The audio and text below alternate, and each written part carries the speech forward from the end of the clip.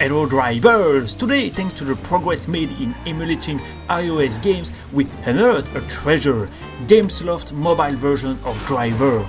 Released in 2009 exclusively on Apple devices, it's a faithful and official version of the first Driver, with the same content, and could be considered a 10th anniversary edition for mobile phones.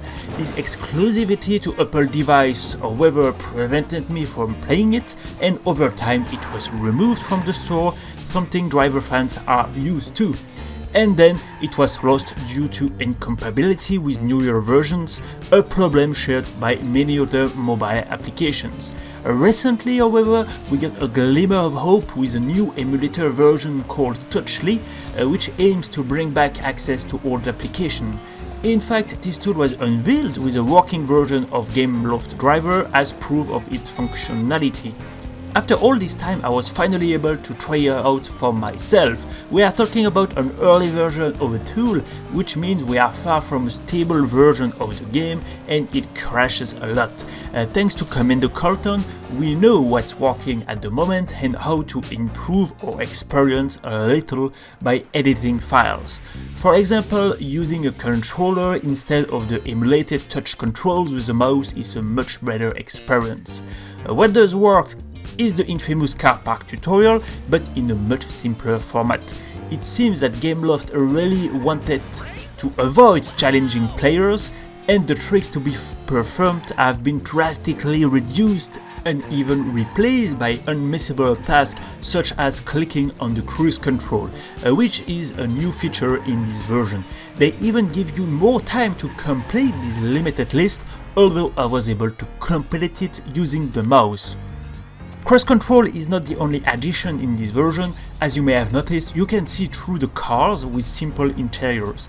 The driver does not seem to have arms, but this new feature was something I remembered from the 2009 announcement, and it felt like an improvement on the opaque windows of the PlayStation 1 and PC versions. It is currently not possible to take a ride in any city, nor to start the undercover mode as it crashes, but we can still play around Miami through the Pursuit driving game, which is a modified version of the ramming driving game from the original version. And you just have to follow the car until the time runs out. The controls are responsive enough, and I could see myself playing this on mobile if it was still possible in 2024.